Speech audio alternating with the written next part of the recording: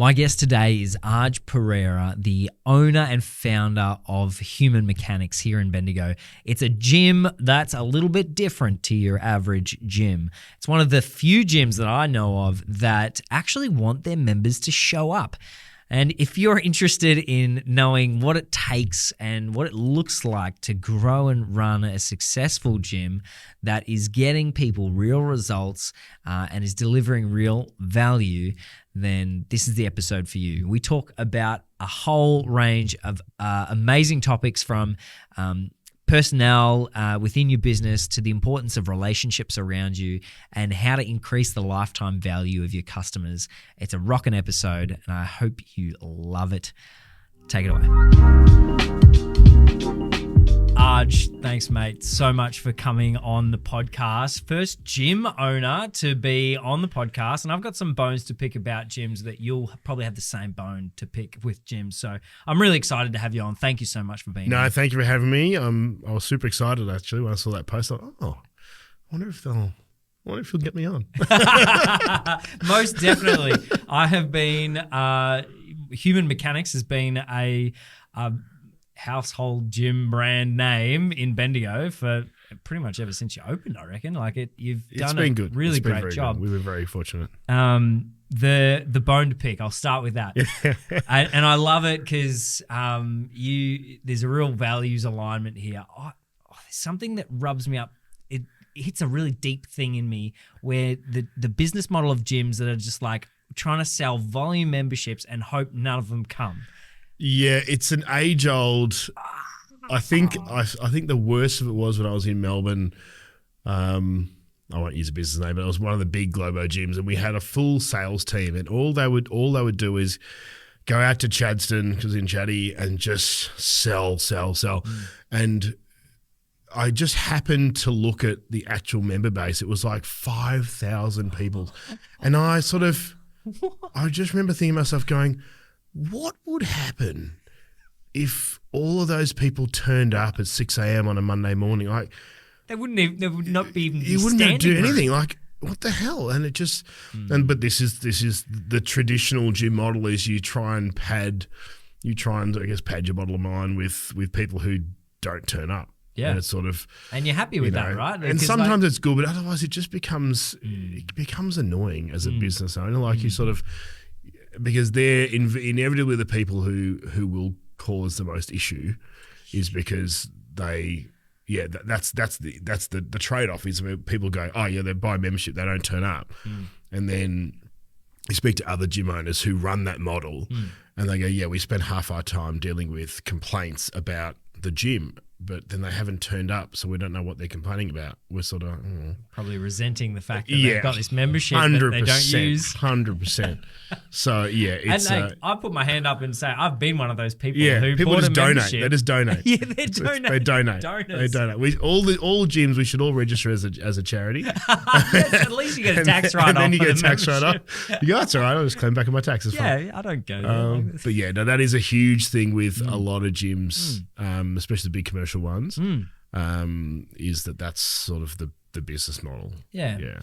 What's your approach? Tell me about Human Mechanics and how you kind of set up, having that experience before, and how have you set up Human Mechanics to run, and what's kind of your philosophies and take on? Yeah, so Human Mechanics, the whole premise of Human Mechanics is trying to deliver a better quality of service from a coaching perspective. So myself and all of my staff, we're strength and conditioning coaches. We're not personal trainers. So the other bugbear that I have, that you probably have as well, is the personal training courses in the country. They're so bad. Yeah. They're so bad. And it's like 8 weeks. And and I'm still learning. I've been doing this for 20 years and I'm still learning. And so people think they can go and do an 8-week course, having never been in the gym either. Like, oh yeah, I'm an accountant, but I'm going to go and work in a gym. Great. Do an 8-week course, and then we get people coming to do their hours for their course, and we can't leave them. We can't give them somebody to practice on because they'll get injured because they don't know what they're doing. So yeah, that's sort of a big a big thing. So we wanted to make sure that we're delivering that quality. So strength and conditioning, it's an international certification. You've got to keep doing your re-qualifications every year. Like I lecture for the Peak Body, I have done for a long time. So that was the whole idea. So we run a 24-hour gym because we got the space. But we really want people to do some version of coaching because one, we know you'll turn up. Yeah. So the money you're spending, you're actually getting the value from that money by turning up, seeing a coach in some format, and then, every 4 weeks we change your programming, your body changes, there's a little bit of adaptation, and then you move on to the next thing. And we don't like revisiting the same goal with people. Like you watch, I guess, the challenges that everybody runs in Bendigo, and I like watching the feeds because every 8 weeks or whatever, there's an 8-week block, then there's a few months, there's another 8 weeks, and you go, that's the same person that was last time, and that's the exact same pre-photo that they used last time, and that's so people end up on this weird hamster wheel cycle of not really progressing. They just revisit the same goal over and over and over and over and over again. And yes, there's the joy of achievement, but then they go back to old habits and then they're back at square one. So we try utmost to keep progressing people. Go, right, you've dropped 10 kilos. Excellent. Now, have we fixed the habits that got you to that? Wow, yeah. The 10 plus? Yeah. Yes, great. Now, what's the next thing you want to work on? Oh, you want to run a 10K. Right, let's work on that now. That's so sick. we try to sort of stack, like habit stack. Yeah. And then we try to, just stack goals. And then look, some people go, hey, I've done everything that I want to do. I've, my body's the way I want it to look. It functions better. I have no pain. I sleep well. I have energy for my kids, energy for my partner. I can go and play footy on the weekend, whatever it is. And then they just they just coach for the interaction. They coach for the bond and the coaching staff I have are brilliant. Like they really get into the relationshipy part of what we do, which is the cornerstone of our business, is the relationships that we form and the closeness that we have and with our clients is pretty special. So I think that touches on a couple of things there. The thing that I recognize in what you just said is that a lot of people, and I've recognized it in myself as I've gotten a bit older, that I don't want to be engaging in any area of my life with any service or professional in which I'm not having a personal connection with them. Like I don't have time for that. Yeah, especially nowadays, like people are realizing the benefit of connectivity. Yeah, big time. And so even like if I'm going to the barber, for example, like I'm not going to go to any old barber because like I've got my mate Trev, who I know and who I have a great time with. He just happens to be cutting my hair at the same time. So in the gym scenario, like there is such a challenge that you face, and all gyms really face, and all PTs or coaches face, is this element of our culture, which is quite isolationist, right? Is that you go there and there's other people around, but you don't really interact with any of them, and it's this weird dynamic often in gyms. But what I see in the successful ones is human connection, is community. It's genuine value and value exchange. Like I love what you're tackling is no small challenge, right? No, it's trying to get people. There's everyone's an individual, obviously. So the way that you connect with one person is going to be completely sometimes the opposite that you would connect with. So that's a full-time job in itself. And I sort of say to my staff all the time, like you need to make sure that you're allocating time in your day to train, or like, if you play sport, right, so that on a Thursday night you don't book any clients, you go and do your sport, like whatever it is, because you need to have that time to just decompress and empty your head a bit, and otherwise you sort of keep carrying all these secrets with you. every week you're carrying all these secrets. You goes, and sometimes you go, I didn't ever want to know that. Do you ever want to know that? I don't know that. Thank you. But now you've told me, and it's kind of silent, so I can't tell anybody else. So now I've got to just live with that. So, I'll go, now I go and just go and play golf a couple of times a week and turn the phone off, put some Teddy Swims on the headphones and go play some golf. It's great. But yeah, you need that. I tell myself you got to try and do something to empty your head. Like you need to, you need to do that, and trying to put in boundaries where you can, just to sort of go, right, when I'm at work, I'm all yours. When I'm home at 7 o'clock at night, unless it's an emergency, I'm not going to get back to you till the next day. Yeah. But yeah, that's it's pretty full on challenge. Yeah, because you as a coach, you're trying to help people get a specific result, and as you said, everyone's different. Everyone's an individual. Everyone's got their own barriers probably to achieving that result. True. It's a lot of belief structures, and I think sometimes it's a lot of previous, I guess, poor information or the way that they were taught different things. I find it a lot within the high performance space. So I guess for me, it's human mechanics is on one side and then my high performance on the other. So it's always interesting to get my hands on elite athletes, and then you sort of see what style of coaching that they've received, either from the strength and conditioning or from the actual sport coach themselves, what type of coaching they've experienced, whether it's just been this sort of dictatorship where they just get yelled at all the time and everything's a stress and this is bad and this is good versus other ways of looking at things.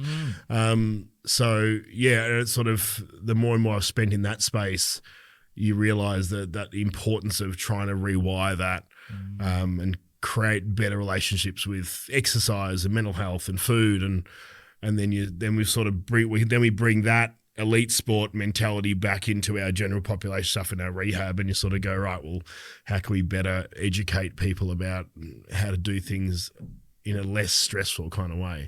Yeah, that's full on. Let's build the foundation of understanding here. So tell me a little bit about what human mechanics looks like now, and how this kind of elite sport focus fits in with that, and just paint the picture of your working life, I suppose. So human mechanics has always had that strength and conditioning base. So that's always been the element of it. So better quality training, structured programming, not just you turning up to see me and we're going, oh, let's have a crack at this today. It's like, okay, so for this month we're doing this particular training protocol because it's going to do this, or we're trying to rehab that shoulder so we can do this, a little bit of this, blah, blah, blah.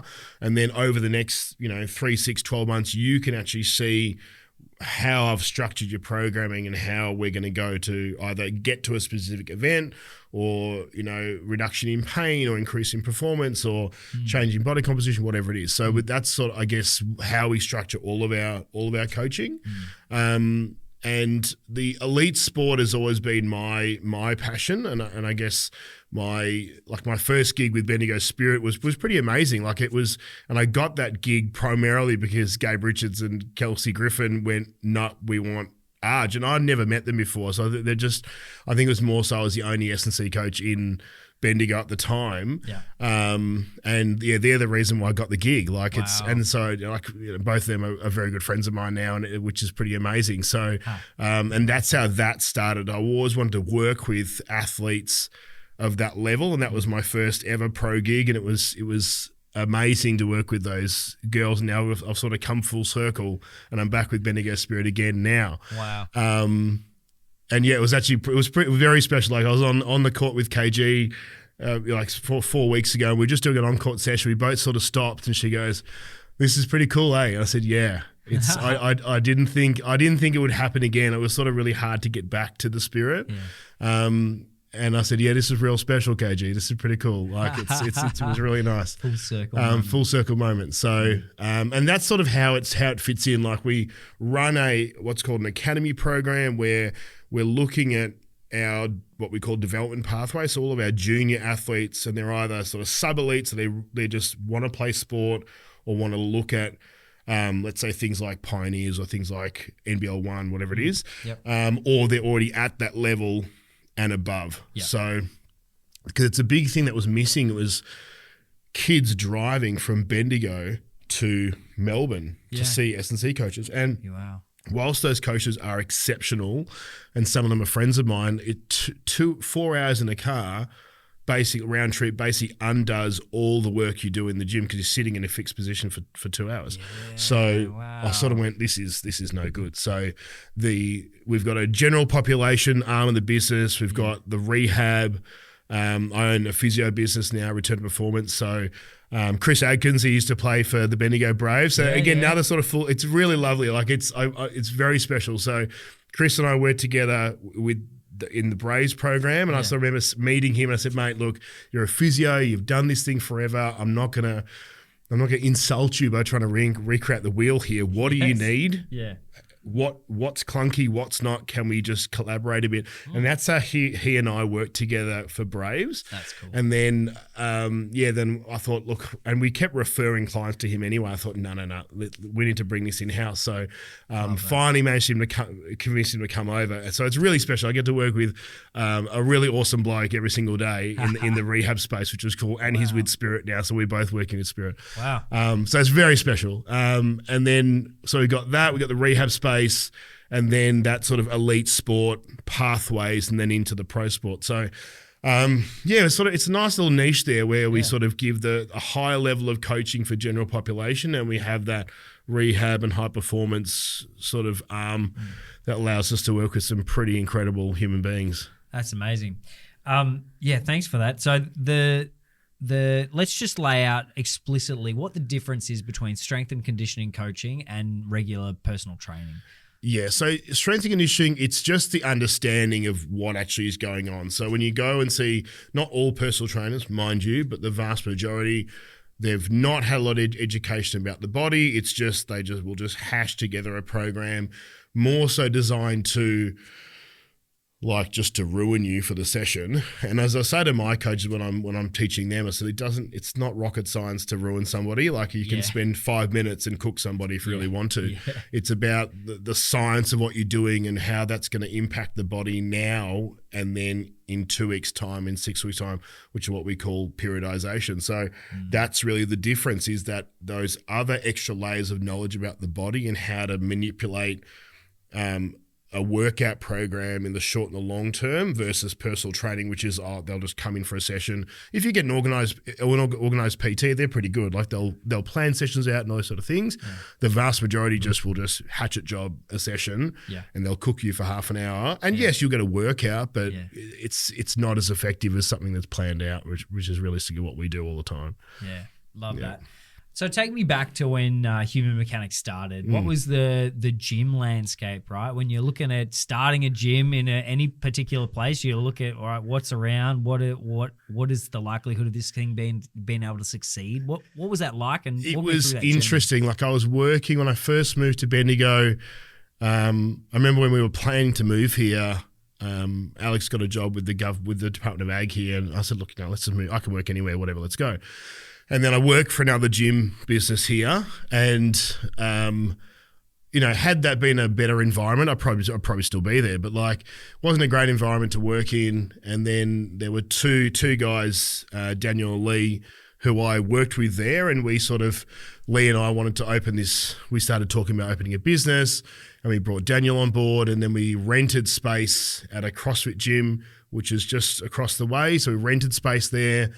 I remember I was driving to Shepparton and back. So I was running a gym in Shepparton. Oh, wow. Because I had to make an income, and we're sort of trying to start a business. So I said to the boys, look, you guys draw some sort of income from what we're doing. Yeah. I'll go and do this and blah, blah, blah. Yeah. And again, look, creative differences, we'll call it. We sort of went our separate ways, and I ended up with the business name and the Facebook page and whatnot. And I sort of went, right, let's see how we go. And at that time I was training Kirsty Poyser. That's how I saw Kirsty and her friend Amanda, and I had no idea who she was. I didn't, and not she told me anyway, but after a while she told me, Dad's got this shed, and it turned out to be the first location, so just behind High Street X-Ray there. So she took me to see that, and then and I thought, this could be good. Like I'd never run a business. I'd run a business, but within a big Globo gym, not my own place. So that was a little bit nerve-wracking. Yeah. And and then I met Ron Poyser, and I remember he's just so cool. He just drove up in one of his many beautiful vintage cars, and he sort of we shook hands on it. Yeah. Like it's such an old school way to do business. I love it. Like so, just shook hands on it. He just chucked me the keys. He goes, "Don't knock any walls down. I'll see you in a month. I'll come check in." And so okay, fine. Then obviously the official documents came through and whatnot. So cracked in, and had a few mates come and help me install the gear, and my wife and I worked all weekend, painted the place, opened, and then a really good friend of mine who I worked with in Melbourne, he's doing some business mentoring. So I texted Trav and I said, "Mate, I'm in a bit of a pickle. I want to open this studio. I don't know what I'm doing. Like I know how to coach, but I don't know how to do this." And I said, "Can you help me?" And he sort of said, "Right, I'm jumping on a flight to London." He used to do like global tours of this sort of stuff. He goes, "Right, I'm going to send you this, log into my thingo, to my training program." I said, he goes, "I'll land in London in whatever, 10 hours, whatever it is. You have to have everything done by the time I land. Otherwise I'm not helping you." And I said, "Okay." So, shit. So I locked myself in the end room at home, and I'm learning this stuff and learning like how to set up, Facebook ads. And this is before Facebook ads were even a thing. Like I think I was the first gym in Bendigo to really utilize Facebook ads the way that they are now. Yeah. So doing this and landing pages and creating from scratch. And I did it, worked all through the night. Then he literally, it was 6 a.m, he called me, "Right, have you done it?" "Yes." He shared the screen, and he goes, "Right, do this, launched ads." And then just, like watching leads come, "Oh shit," calling people, "Okay, yep, we'll do this, And then within about a month, the place was full. Whoa. Which is amazing. That's amazing. But again, the power of social media back then when it wasn't being utilized to its full potential. Yeah. And I remember Ronnie came back to visit. He goes, "Bloody hell, you work fast." I said, "Oh, I wasn't going to muck around, mate." He goes, "No, good, awesome, bye." And then, so I was there for what must have been 8 years. 8 years I was there in that place. And then, and then I wanted to expand. And then, again, just so many connections that I've made. And my wife pulls me up on this all the time. She goes, "No, it's because you're a good person." I said, "Yeah, but I just don't see it that way." I sort of just look at it from this right place, right time thingo. So when I was at the studio, I met a guy called Jake Renitz, who's still one of my very good friends to this day, and he worked at Southern Cross Austereo as one of the sales guys. I actually trained his partner at the time, cool. And so I met him. Yeah. And then through Jake, I met Jason Priestley, another amazing human being, again, who I'm still friends with to this day. And then I started training the whole Southern Cross Austereo crew as part of a corporate thing. Cool. And then I got some TV ads through that deal, and then through Kirsty and Ron, then obviously met Adam Poyser, then through Adam, then I started doing the Secret Men's business mental health stuff. So I did those gala events, which are very amazing. And then through Adam, I met Steve Iser, and then when I wanted to expand, Steve had this shed come up in Epsom. I'm like, "Oh, who owns that?" So I just rang a few real estate guys. "Oh, it's Human Iser, blah blah." So I emailed Steve, said, "Hey, can we catch up?" Went and saw Steve in his office. I'd only met him once before. I wouldn't have a very close relationship then, but said, "Look, I would really love to rent this building." So again, discussed, negotiated, shook hands on it. And then their current tenants wanted to stay. They said they were going to move, but then they wanted to stay. And he said, "No, sorry, I've shaken hands with Arj. It's done. I'll find you another shed." So which he did. Yeah, wow. That was Fletcher's Installation. The great lads down there. Wow. And then through all those connections, had Epsom open, and then the rest is sort of history. And it's been pretty amazing ride. It's a fair setup out there in Epsom. I've trained there a few times, and the layout's great, the gear's great, but I remember a couple of times just seeing you in the space and the way that you treat the people in there and the area is kind of your zone, right? And it's not beyond you to see someone training in the corner and say, "Hey, can I give you a couple of pointers here? Can I improve what you're doing a little bit better? Can I upskill you a little bit?" Which is something I really, really respect. And it was not anything I had seen not a culture or a practice that I'd seen in any other gym. You know, they say that, you know, we've got the staff on the floor, but all I saw in other gyms was that they were vacuuming. You know, I didn't see anyone pull someone aside and say, hey, yeah, can I we help? learned that in Melbourne. Like at that other big gym, it was just because you had to rent space to be rent to be there. Yeah. So it was just us PTs there. It was both personal training back then. So we would just do that. We just sort of, when we had nothing to do, we just sort of go around and just spot people and do. We just got into that habit. It was just a habitual thing for all of us to do, even though we were all busy. Yeah. We all had a bit of downtime. We'd walk through the gym and just say g'day to people and have touch points. So that's cool. With my staff, I sort of go, make sure when you come into the gym, don't just walk straight to your person and go, because you always get there early anyway. Yeah. Go in and say g'day to people and give somebody a spot or you know, how's this going? Or if you're a member, you know, if one of the members says, oh, their kids have an exam next week, how the exam go, just try to remember those small touch points. And that's something I've learned in business. Admittedly, sometimes the hard way is you can do all these grandiose things, like you can spend money, you can sponsor local teams, you can just throw money at stuff, and sometimes at the end of the day, I go, I should have put that money in a bin and set it on fire. That's how much value I got from it. Like, people are very happy to take money off you as a business, but they're very reluctant to reciprocate to try and get the money back. Yes. But I said, look, people will remember the fact that you remembered they had a special event or they had a job interview or their kid's birthday, like something fairly innocuous. You know, when they're telling you, it's value to them, but they go, oh, your birthday, you know, is this weekend. Oh, how's your kid's birthday? Oh, yeah, okay, fine. And they go, oh, you were actually listening to that, like not just giving me lip service. So that's really what we try our best to do, is to try and make sure that you go through, and I go through everyone there every morning. I wave to everybody. I just say hi. Like sometimes people want to go, oh shit, now they actually realize that I actually exist, even if they just do their own thing. We've got so many members that just come in and train. They don't do coaching, not any of that.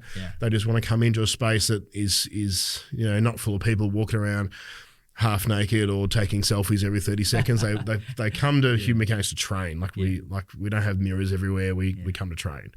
And so that's a big part of what we do is that connection with people, irrespective of what money they spend, is just making sure that there's a value that we place on them being there. And that's a really important lesson for any, especially service-based business, is the and it's something I think can be missed. There's a disconnection that business leaders sometimes have between the KPIs of like how many new, in a gym example, how many new members are we bringing in, like and measuring a whole lot of different things, but you know, they don't connect it to the actual, those kind of things, the value that you're delivering. So for example, like lifetime value of a customer, right? That'd be a massive thing in gym world.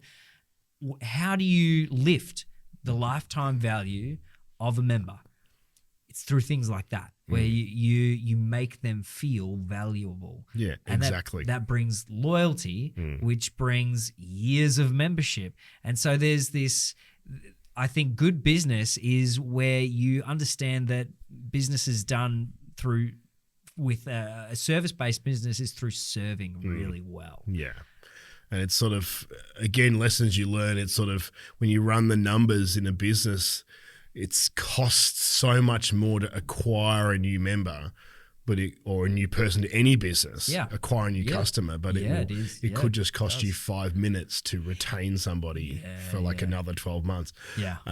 You know, so this is the thing. These are the things I say to my staff all the time. I said that the smallest thing, you walk through and you see someone's left the leg press load. If you unload the leg press, you know, like our rehab client who may not be able to lift that stuff off goes, oh, I don't need to try and lift that now. Yeah, that's so good. You know, so these are the small things that compound and that make a huge impact. Yeah, that's right. Now, my role in my business is very sales heavy. So what I've learned that it is so much easier to sell to someone you've already sold to than 100%. It is to sell to someone cold. You know, because you've built a relationship, you've built trust. You don't need to do that again. No. You can go, how much more value can I be to you than I already have been, and can we deepen this relationship? So, yeah, that's a massive key, I think, for a whole wide range of different businesses. If you can find some way to enhance your customer or client's experience, Mm-hmm. then you will most likely enhance the lifetime value of that customer. Yeah, exactly right.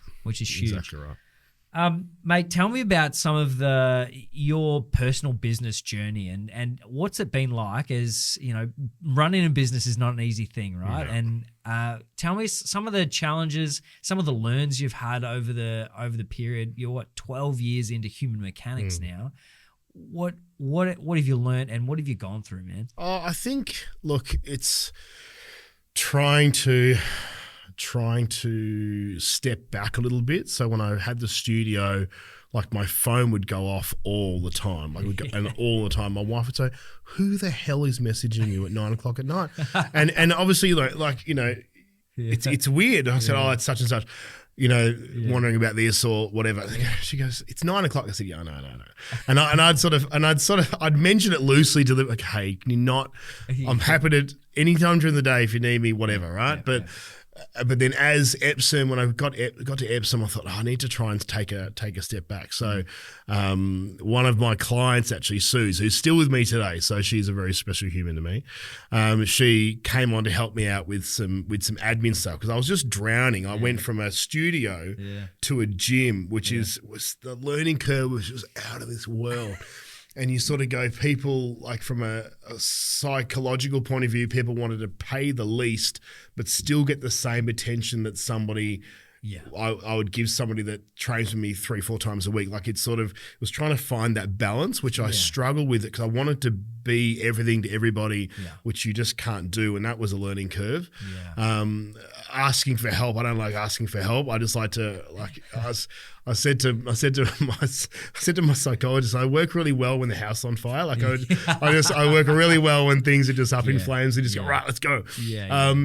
But it takes what you don't realize as a business owner when you're in it, it takes quite a significant toll. So, and you in a service-based industry, you are, as you said before, you are serving, you are giving of your time, of your energy, and you're sort of emptying your cup all the time. To fill everybody else's up, and you just sort of realize that after a while it starts to really eat away at you and at the joy of what you're doing, and then then you start taking it home and you're just tired, or you just don't want to, you've spent the whole day talking to people you don't really want to talk anymore. So I guess that's probably one of the hardest things for me is having that happen and that sort of eat away at me. And that's sort of like, it's like during that COVID period, it was just this unknown. And I remember saying to my staff, I said, look guys, I'm going to dig in and give this a crack to go online. I said, if any of you don't want to do that, your job is still here.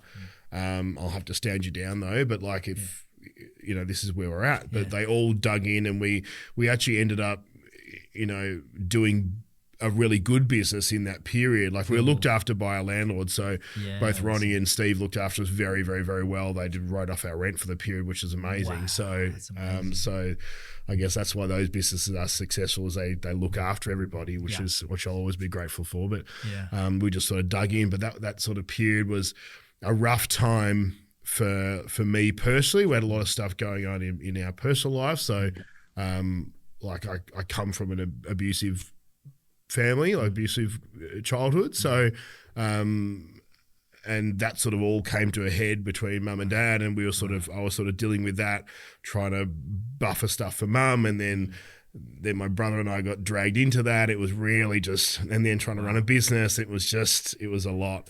Sounds like a lot. So that's where like my mental health took a real tank. And then I started, I sort of reflected on all the stuff that I've done with men over the years about them, and I'm like, go and see someone. I just went, I really need to go see somebody. No. And you just go, no, it's the old, that can't happen to me. That can't happen to me. And I think the re-dredging up of all that stuff that I'd sort of just put to the side, and having it come back up again, and I sort of went to see a pretty amazing psych here in Bendigo. I call her the sledgehammer. She's awesome. Like she takes no prisoners, which is what I need. And I sort of said to her, she goes, we had our first session, and she sort of said, you give me very honest answers. I said, well, I said, I'm not here to wait. I don't want you to waste my time, and I definitely don't want to waste your time. I said, no, I said, it was hard enough to get in to see you in the first place.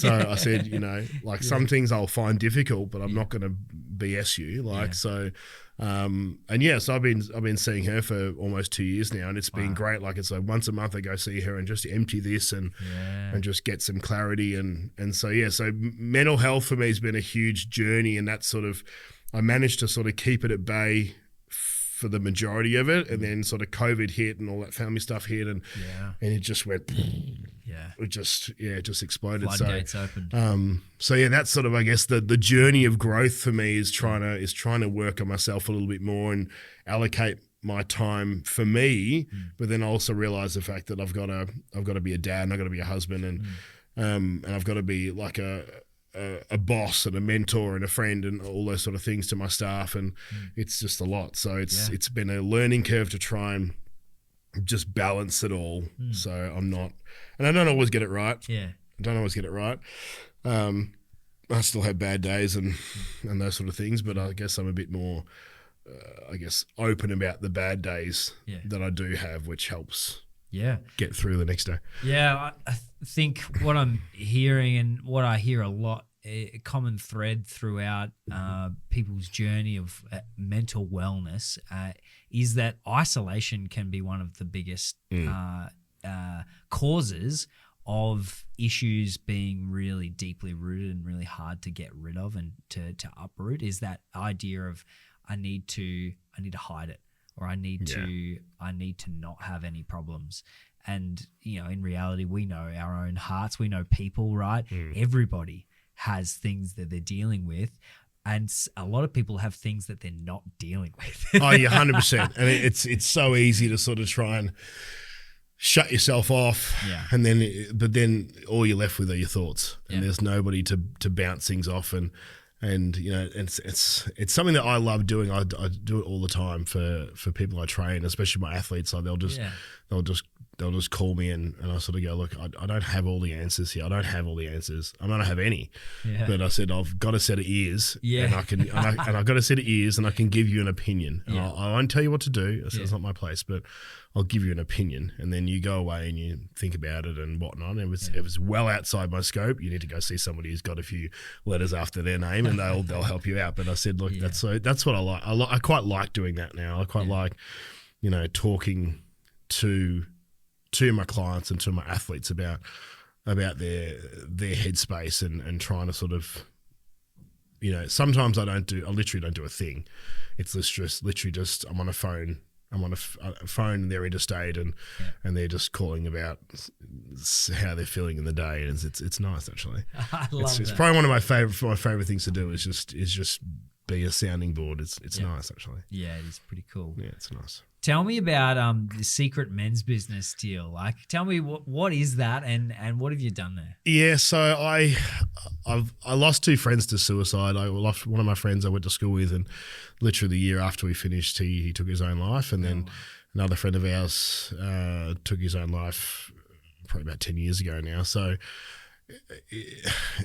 when that happens, I think everyone that's left behind, you sort of wonder, could you have done anything differently? Like with my first friend, I didn't even know at any stage he was bipolar, and no one at school knew. Like great person, great athlete, good human.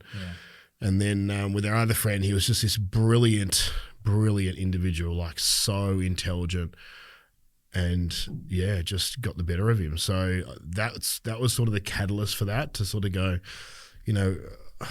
what can you do outside of, conversations? What else can you do? Because it was at that stage where the whole men talking about how they feel was still not a thing. It was still like, no, I'll be right. She'll be right, mate. It was a bit of that. It was a bit too much of that. So I'm like, how do we do it in a way that, for want of a better phrase, blokey blokes aren't going to go, oh, this is a bit airy-fairy for me, I don't want to do it. So I just went, right, we'll just work out. We'll come in, we'll have a training session.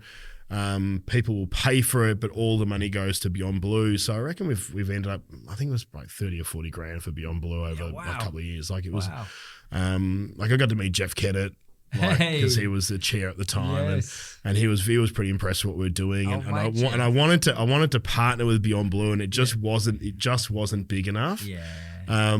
So I tried to make it big. I tried to get S&C coaches around the country to run a session, and it was actually, I think that's what stopped me from doing it. It was so hard to ask people to do something for somebody else. Yeah, wow. Not hard to ask, it was hard for them to actually do it, and that's the problem. So there were a couple of programs that ran. It was just fine. We raised some more money, but I'm like, it's one session a week, just one session a week that I want you to do, and just get 10, 20 blokes in to do this session, and then you don't even have to do anything. You have to talk about it. You have to do content.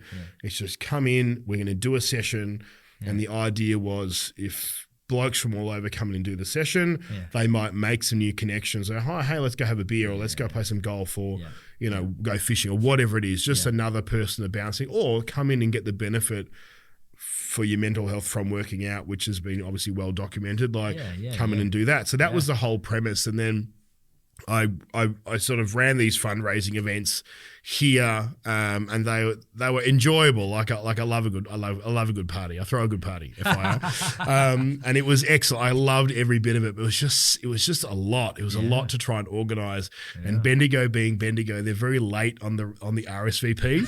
So every year that I ran it, we'd get to that like a month out, and nobody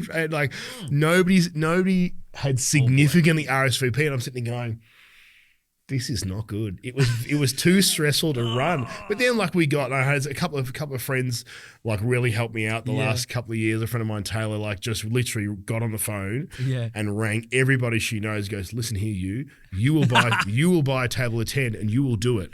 And then hung up the phone. And lo and behold, she was ruthless, but it was great. But I had to have people help me do that. I'm like, I got to the end of it, and my wife's asked me, would you run an event again? I said, you know what, probably not. I loved them, and it was great. And we had some great people come and talk. And I had my friend Josh Pitterman. He came and sang. He did Phantom of the Opera recently. He came and sang for my first event, and he's just an amazing human. So we had some really great things happen. But yeah, it's just a lot. So I'd love to revisit it sometime. I think if I get a little bit less busy and I can devote all my time to it, I think there's a little bit to it. Yeah. But I enjoy doing that for what it is, and then obviously, ironically, 10 years later, I end up with depression and a few other things. So we sort of go, okay, maybe I need to do a bit more of that. So but that was Secret Men's Business. It was very special to run it. Yeah. Still a special part of my career. Yeah. But it was just a lot to sort of take on and to try and facilitate over a short amount of time. Well, can I say kudos to you for, there's a lot of tragedy that happens in the world in all different scenarios and spheres and situations, but there's kind of two ways you can go about dealing with that. It's kind of the suppression route and the way that it really deeply impacts and affects and damages you, and there's the not dealing with it, or the not confronting it, or the not doing anything, and then there's the doing something, and whether that is going, how can I serve people better? How can I do something that would, I'm sure that journey probably brought a bit of healing to you and a bit of resolution to you in looking backwards and going, well, man, if someone has come to one of these events that was ill-equipped, or if someone has come to one of these events, has made new connections, then maybe I have in some way contributed to absolutely. And there were people that did say that. It was great. It was sort of really nice to be able to do that for people. And I ran those sessions for years. It was nice just to come in. We'd just put some loud music on and throw some heavy things around, and it was great. It was actually, it was really good. So there was such a lot of joy that I got from running those sessions. That was very good. Love that. Good little part. Let's talk about some of the wins over the years of human mechanics and maybe people you've been able to work with or business achievements, what are some of your favorite moments of the human mechanics journey so far? Favorite moments. I think, expanding, like opening the studio was pretty huge, and then being able to expand in a short amount of time was pretty good. And I think it's people ask me what it's like in Bendigo, and I said for a small town or small city, like they really champion small business. Like it's been pretty amazing. And then you watch other small businesses do the same thing, and you go, yeah, this is a really good place for small business. So that's been a big win, just sort of not knowing anybody at all, and then, as I said before, making those pretty awesome connections just through a bit of 6 degrees of separation. And they just sort of all meld together and end up, helping me out, helping run a business. Like, so that's been pretty cool. Yeah. And then for me, it's like being able to step back a little bit has been nice as well. So I joke with people like, I own the business, Suze runs it. Like it's great. Suze is really the boss. It's just, we just keep up appearances, really. I love that. So she'll like that too. So she basically runs a business for me, which is great. So I got a person I can lean on, and she's there for both Alex and myself a lot. Actually, she's pretty special. So, and I've got some amazing staff. Finding good staff, I think any business owner, especially currently, will go. You're finding good staff, you're winning. Yeah, big time. So I've got a small group of staff now, but it's their absolute cracker group of staff. So they look after everybody the way that I look after people, which is hard, because with your own business, you'll go above and beyond. Yeah. So it's hard to find people who will do the same thing, but I've got staff who do that. Yeah. Wow. So that's a huge win for me. And I guess the other stuff is just the sport. The sport stuff has been great. Like I've sort of been able to travel the world, and do sport. Like I worked with the Volley Rouge for a few years, so that took me overseas, and working with the basketball has been great. Like it's sort of, you look at, basketballs like Kelsey Griffin, like Gabe Richards. I'm working with Mariana Toller at the moment. Like she's an Olympian. Yeah. It's sometimes you got to sit back and you got to pinch yourself. Like you just go, like I was mucking around with Toller yesterday in the gym and go, this amazing woman just came off the Olympics. She's an Olympian. Like she's an Olympic bronze medalist, and I get to train with her. Like it's pretty special. Like it's pretty special to me. So that sports stuff is really been my passion, and we get to host a lot of teams now. So we just hosted the Diamonds and the Roses at the gym, which is pretty cool. Cool. Probably my favourite one to the date has been Black Ferns. Hey, rugby. No way. Yeah, so they would just randomly came here. They randomly came here on a tour with the Aussie team. Okay. And a good friend of mine works for the Wallabies, and I sort of rang him and said, "Oi, who have you got? Have you got a contact?" So, and I hosted them here, and the Aussie team were great, but so Alex is Kiwi, so I spent a lot of time with the Kiwi team, and they're just such lovely humans. And I'm very good mates with their high performance coach still to this day. Love with that. Bradley. So we keep in touch. We keep in touch a lot. That's great. And so one of my dream jobs would be to work for the Black Ferns, work for the sevens or the 15s. Like they're just such amazing women, such amazing women. So hosting those international athletes, has been a really big thing for me. Just going, these players play all over the world, and I think at that stage, the New Zealand girls were world champs and the Aussies were gold medalists, and it was just pretty full on. Yeah, well, you do have to step back a little bit to recognize how amazing that is. Yeah, sometimes when you're in it, you don't step back and you take stock of it, and you go, shit, like I've got all these jerseys up everywhere, all the gym, and all these athletes I've trained, and all teams that have visited me. Like I was just re-hanging them up the other day, and going, this is pretty cool. Like, I remember that, and I remember this, and like it's like Jamison Sheehan, he's a local boy, and I coached him for his VFL stuff, but now he's in the US as a punter for the CNFL. Like, it's pretty cool. Like, you just go, that's what a journey. Like, it's and I haven't coached him for a very long time, but it's just a lovely journey to watch. You go, I was a very small part of that, and then he decided to go to the US, and and put his big boot to use. Like just so he's having a great time over there. So you just get to connect with all these people from around the world. Yeah.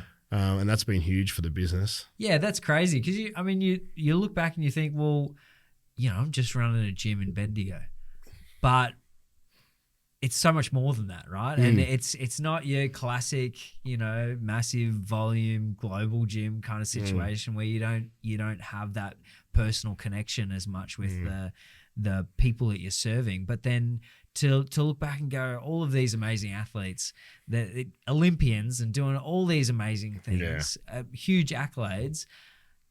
They've got a connection to a gym in Bendigo. In Bendigo, it's crazy. Like it's remarkable. When you tell people about it, they go like, so the Diamonds came to Bendigo. It's like this outward way, mate. It's an hour and a half from Bendigo, you peanut. Like it's not that far, but it's still like you still sometimes you think of it as it's not a small country town, but you think of it as a small country town, but yet we get these amazing things, like we get this amazing stuff at the gallery and all these sort of things and these sporting events at the stadium and obviously things at Human Mechanics, which is brilliant. So it's one of the reasons that I started this podcast, right? Is because I see all these remarkable things happening in small business around regional Victoria and further afield.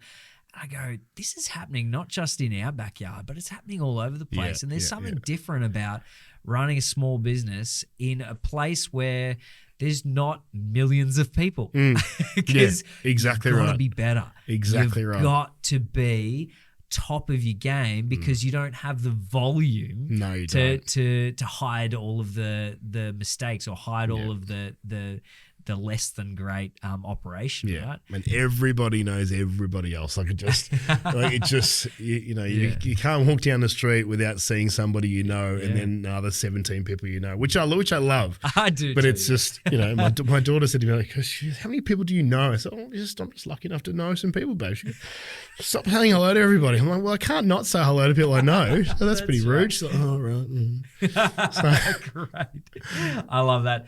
I always round out episodes with some tips and lessons that you've learned. Like if I was to ask you, like what are the most important elements and philosophies or approaches that you bring to business that you think have formed part of your success?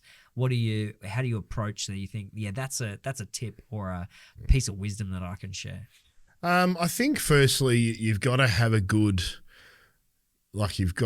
support network. So I think like Alex, my wife, she met me when I was personal training. So she sort of knew what she was getting into like from the very beginning. Yeah. So you got to have, I guess, a partner, whether a wife or partner, whatever it is, but like, or husband, mother, but like you got to have someone who gets it, who gets the fact that, business never sleeps. It's an old saying, but it's true. It never sleeps. So you got to have somebody who's got your back at home. That's really important, and I do, which I'm very grateful for. But you got to have a good team. So I've got a Suze. I've got a Suze. So people have tried to steal her. I said, don't even try. So you got to have a Suze. You got to have a Suze. Somebody who you can rely on in the business to pull you into line, because that's important as well. So like we have a very good relationship. So sometimes people go, oh, you guys angry with each other? I go, no, we just if she needs it, okay, fine, boom, done. We don't need to have this flat. We don't need to do that. We have it. Can you do that? Out. Sometimes there's no please and thank yous, but we mean it. But there's no please and thank yous. Can you do that? Okay, fine. So you need a Suze.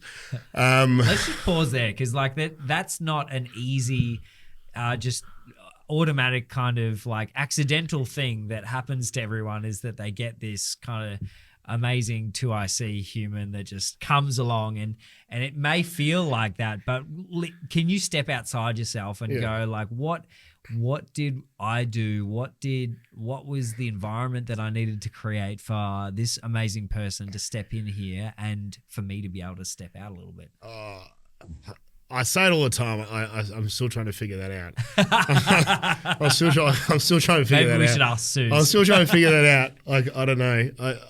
I'd hope it's because, and I say like even like Ryan, who's my other senior coach, I sort of, I don't I still make mistakes in business and those sort of things, and I sort of say, look, if I was less of a person, he wouldn't work for me. Yeah. Like, so same thing with Suze, if I was unethical, or if I treated people poorly, or didn't sort of create an environment where people feel valued and those sort of things, she wouldn't work for me. Yeah. So both of them are very steadfast, and all my staff very steadfast in their qualities and their values. So I think if I didn't uphold those values, they wouldn't work for me. So that's probably, that'd be what it is. But as to what I've done to deserve her, sometimes I wonder what I've done to deserve her or deserve Alex in my life. But I'm grateful for them being there.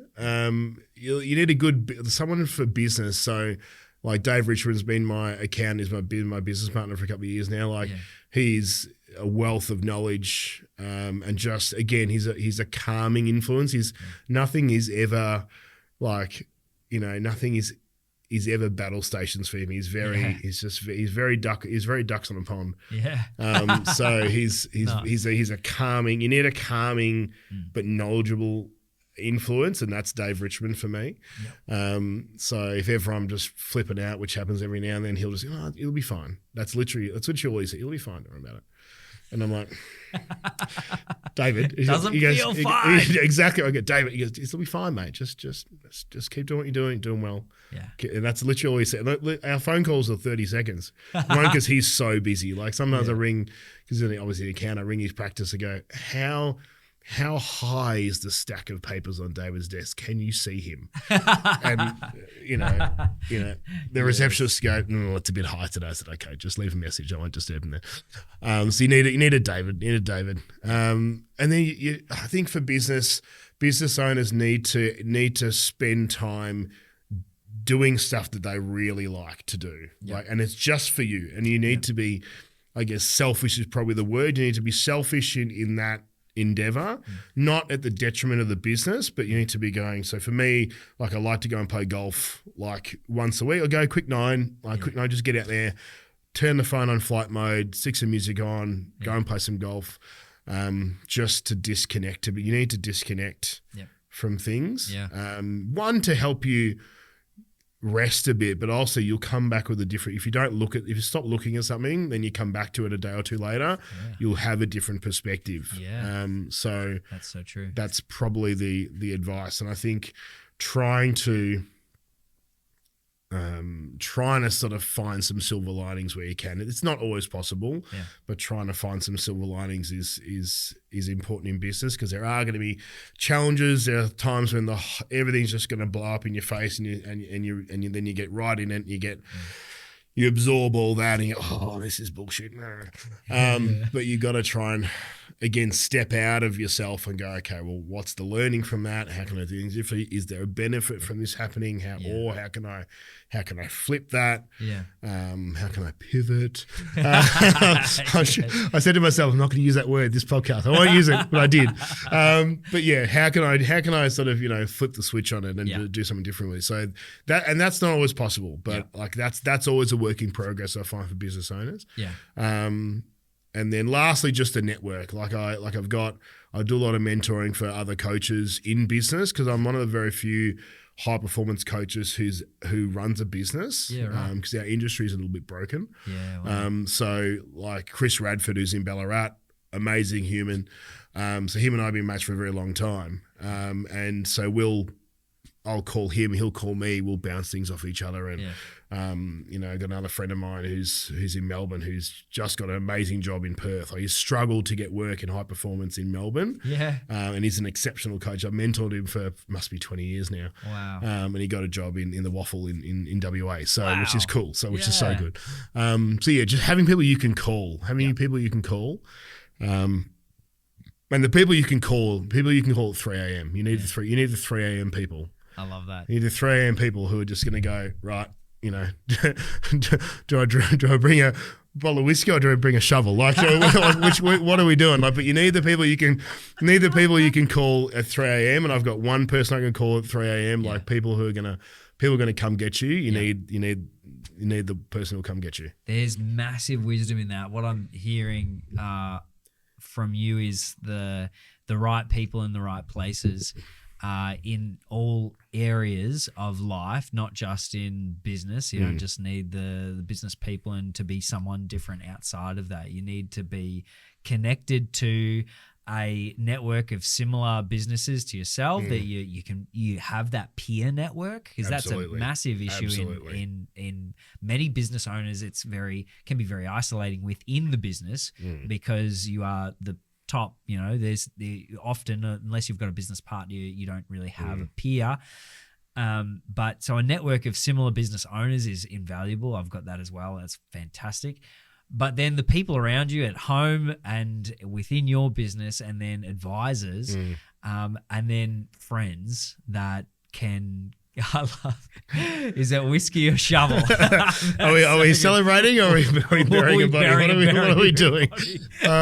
People who are in it, no matter what you're doing, your problem is going to be their problem, and their problem's your problem. And it's just that small circle. Like it reminds me of a conversation I had with one of our young athletes, and she's sort of having a thing at school, and she's got this massive friendship group, and I sort of said, and it's all toxic, and all the rest. I said, mate, do you know how many friends I have that I can call at any time? And I said, it's less than a hand. Yeah. Less than a hand. But if I call them, I said, one will get on a plane from London and he'll come. Yeah. Like he'll get on a plane. Yeah. And I said, that's what as you get older, your circle becomes smaller, and the friendships become so much more intense and so much more amazing. But there's just less of them because you don't need them. You don't need the backup of 20 friends. If you've got 2 or 3 really good ones, you're pretty much set. So. And you can't maintain that many of that depth of relationship. No, you can't. And she just sort of looked at me, and you sort of see the penny dropping and you go, Yeah. Okay, I'm on there. And the other thing I heard and noticed in what you're saying is that to have that level of connection with people, and to have those people in all of those areas, you have to be authentically you. You have to be open. You have to be, walls down in many of those relationships where you're like, I'm not trying to have this facade and trying to act like someone I'm not. I have to bring some vulnerability to this relationship. Absolutely. And I think it's something I've learned as a human as I've gotten older, is that there's just it's a lot of energy, that you waste and you expend to keep up a pretense of an appearance. Yeah. So like the other day I was telling you at the start before we started recording, Monday I had a really shitty day. I got to the gym and I was down on energy, and I was just down on a lot of things and just feeling a bit emotional, to be honest. And I just was a rubbish session that I thought it was rubbish. The girls had a great time, the Spirit girls had a great time, but I just and you just got to let it wash over you, and then it allows people to help you as well. If you're sort of constantly trying to put this mask on where you're all happy and everything's fine, you limit the opportunities people have to help you, and then you end up in a bigger hole than when you started. So, so it's sort of, again, it opened the door for one of my athletes to come up and help me out for a change, which is really nice. So, so I think the more, and it's hard, sometimes you sort of have this persona that you try and maintain, but you sort of go, it's just, it's too much effort sometimes. It's too much especially effort, with the people that you rely on to with those people, it's got to be just all, raw and who you are, which is the best part of it. I love that. Arj, mate, I've had such a fun time hearing about your story and the way you approach things and the intricacies of human mechanics. Thank you so much for joining me in the studio. No, thank you. I appreciate it. This has been great. Well, that's it for this episode. If you really enjoyed listening, why don't you drop a comment in the comments below? Make sure you like the video and subscribe to the channel so that you get updates on when all of the next ones come out. That really helps grow this little community of people that are diving into regional business and celebrating and learning more from it. So really appreciate your support, and I can't wait to see you in the next one.